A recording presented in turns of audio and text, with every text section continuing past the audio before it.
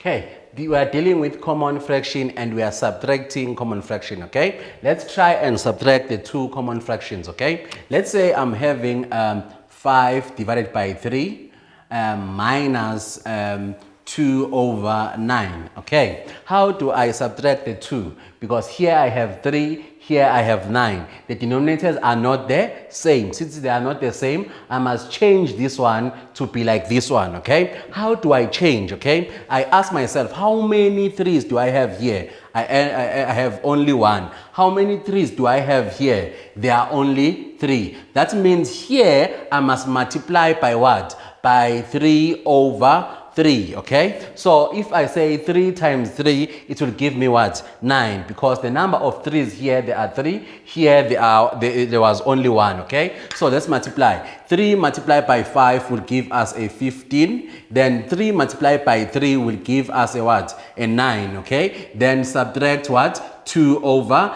9. Now the denominators are the same. Since they are the same, we simply take 9, okay, one denominator, then we have 15 minus a 2. So what is 15 minus a 2? So 15 minus 2, it is 13 over 9, okay? So that is our final answer.